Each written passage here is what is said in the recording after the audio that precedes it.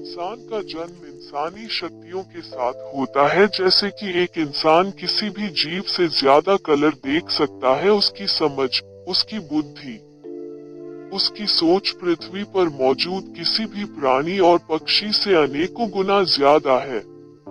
इंसान का दिमाग उसको पृथ्वी पर सबसे विकसित जीव बनाता है, लेकिन क्या वाकई में हमारे पास इतनी ही शक्तियां हैं जितनी हम रोजमर्रा की जिंदगी में उपयोग करते हैं, या फिर उनसे कई गुना ज्यादा शक्तियां हम में मौजूद है? फीसदी हमारे दिमाग का हम उपयोग नहीं करते, लेकिन कुछ लोग दुनिया में हुए हैं जिनका किसी कारण से दिमाग का वो हिस्सा एक्टिवेट हो गया जिसका आम इंसान उपयोग ही नहीं करते हैं।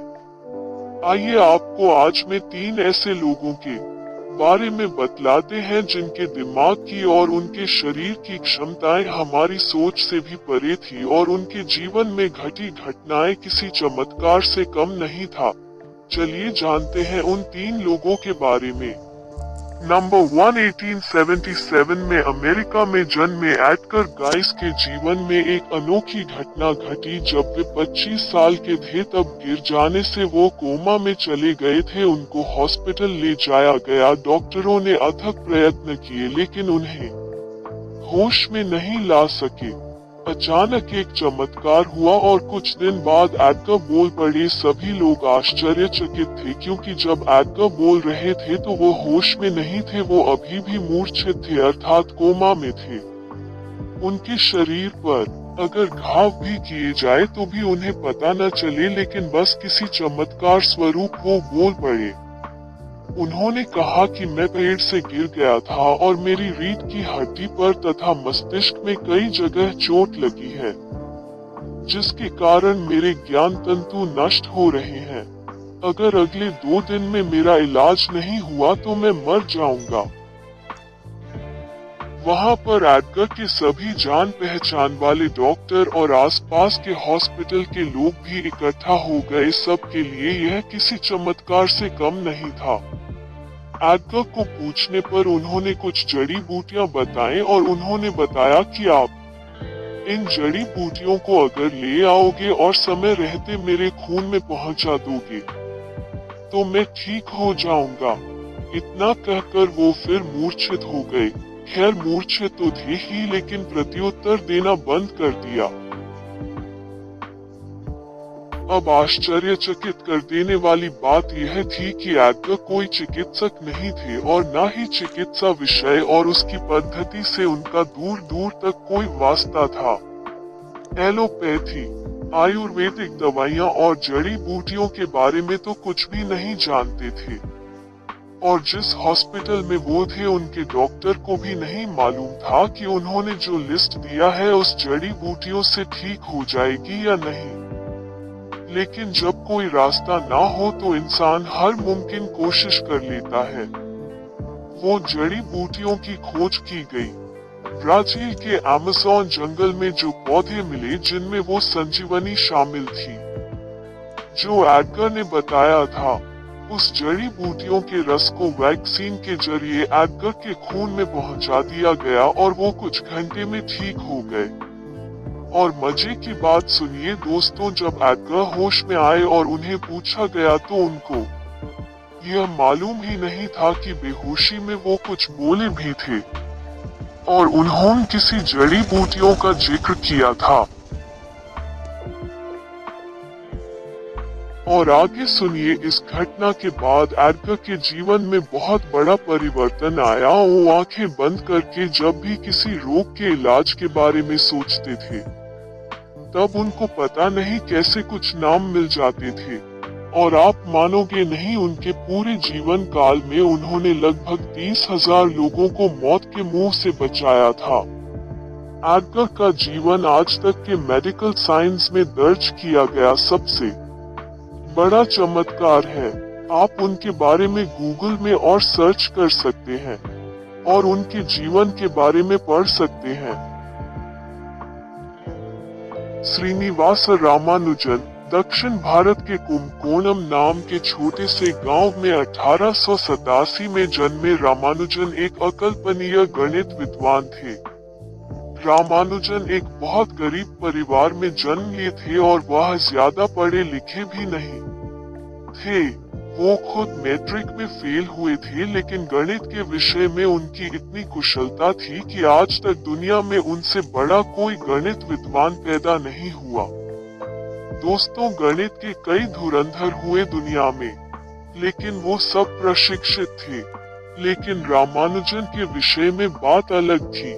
रामानुजन कोई बड़े शिक्षित तो थे नहीं, लेकिन गणित के बड़े से बड़े प्रश्न जो दुनिया में सबसे जटिल माने जाते हैं, उसे रामानुजन बस कुछ सेकंड में सॉल्व कर देते थे। गणित एक ऐसा सब्जेक्ट है जिसका कोई भी इंसान को सलूशन के लिए थोड़ा वक्त चाहिए होता है, क्योंकि बुद्धि कोई भी ऐसा काम नहीं कर सकती जिसमें वक्त ना लगे। बुद्धि सोचेगी, समझेगी और उसका जवाब ढूंढेगी, लेकिन रामानुजन जटिल से जटिल प्रश्न पूछने पर उनका उसी क्षण जवाब दे देते थे। आप प्रश्न खत्म भी नहीं करोगे और उनका जवाब मौजूद होता था।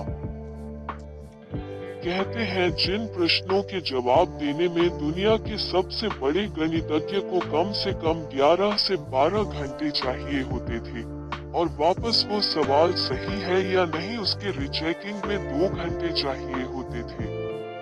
उस सवाल का जवाब रामानुजन 1 सेकंड में देते थे। जब रामानुजन की ख्याति भारत में बढ़ने लगी, तब उस वक्त के सबसे बड़े मैथमेटिशियन जो कैम्ब्रिज यूनिवर्सिटी में एक प्रोफेसर थे, रामानुजन को लंदन बुला लिया।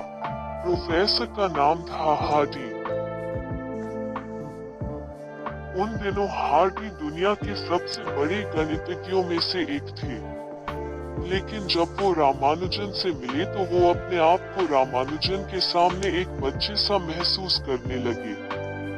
दुनिया के कई वैज्ञानिकों ने रामानुजन के दिमाग पर संशोधन किए, लेकिन पता सिर्फ इतना लगा कि रामानुजन कोई भी जवाब बुद्धि से नहीं देते थे, क्योंकि वो सोचने का वक्त ही नहीं लेते थे। बाकी सारी चीजों में समान लगने वाले रामानुजन सिर्फ गणित के बात पर अद्वितीय थे। वैज्ञानिक कहते हैं कि इसके पीछे उनकी अजागृत मन की शक्तियों का ही कमाल है, जो शक्तियां रामानुजन के केस में गणित के विषय में एक्टिव थी। बाद में हार्डी और रामानुजन एक अच्छे दोस्त बने, लेकिन रामानुजन बहुत ही छोटी उम्र, सिर्फ 32 साल की उम्र में क्षय रोग के कारण इस दुनिया को अलविदा कह दिया। दोस्तों, जब रामानुजन बीमार थे, तब उन्होंने अपने मित्र हार्डी को गणित के 4 भविष्यवाणी बताए थे, जिनमें से हार्डी के जीते जी 3 सच साबित हुए थे। जब हार्डी का अंतिम समय था और वो मरने वाले थे, तो उन्होंने एक बिल बनाई और उसमें लिखा कि रामानुजन ने बताए 4 में से 3 भविष्यवाणी सच साबित हुए हैं, और रामानुजन ने कहा है तो बेशक चौथा भी सही ही होगा। इसलिए चौथे भविष्यवाणी की खोज मेरे मरने के बाद भी जारी रखी जाए। और जब हार्डी मरे, तब उसके 22 साल बाद रामानुजन के बताए चौथा भविष्यवाणी भी सही साबित हुआ। तो यह थे भारतीय रामानुजन, जिनको मैथमेटिशियन की दुनिया में आज भी भगवान माना जाता है। नंबर 3, प्रहलाद जानी। गुजरात के सबसे बड़े शहर अहमदाबाद से लगभग 150 किलोमीटर दूर अंबाजी नाम का शहर है। अंबाजी एक शक्तिपीठ है। इस टाउन के पास एक गब्बर है, जहां मां अम्बा विराजित है। उस गब्बर के पीछे एक आश्रम में प्रहलाद जानी रहते हैं। प्रहलाद जानी का जन्म 13 अगस्त 1929 में गुजरात के एक छोटे से गांव क्रम में हुआ था। इनका सबसे बड़ा रहस्य यह है कि इन्होंने 1940 से लेकर अब तक ना अन्न का एक दाना मुंह में रखा है, ना पानी का बूंद। महज 11 साल की उम्र में उन्होंने अन्न जल का त्याग कर दिया था, और आज 78 साल होने को है, फिर भी वो बिना कुछ खाए पिए जीवित है। मेडिकल साइंस के अनुसार अगर कुछ ही दिन हम बगैर पानी के रहे तो हमारी मृत्यु हो जाएगी, और अन्न जल के बिना इतने सालों तक जीवित रहना एक चमत्कार से कम नहीं है।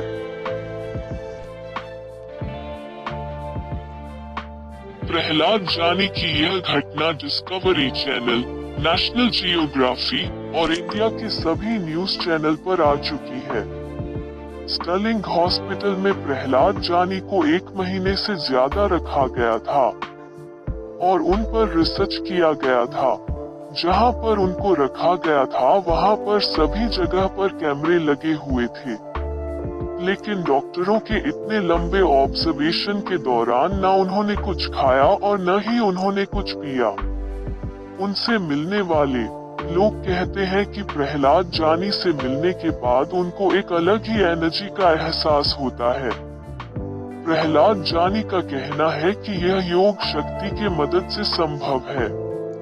अगर हम योग शक्ति के माध्यम से अपने पाचनीय क्रियाओं पर जीत हासिल कर लेते हैं तो किसी भी इंसान के लिए यह कर पाना मुश्किल नहीं है, और यह भी ह्यूमन ब्रेन और बॉडी की अपार शक्तियों का ही चमत्कार है। स्टर्लिंग हॉस्पिटल में प्रहलाद जानी को 1 महीने से ज्यादा रखा गया था और उन पर रिसर्च किया गया था। जहां पर उनको रखा गया था वहां पर सभी जगह पर कैमरे लगे हुए थे, लेकिन डॉक्टरों के इतने लंबे ऑब्जर्वेशन के दौरान न उन्होंने कुछ खाया और न ही उन्होंने कुछ पिया।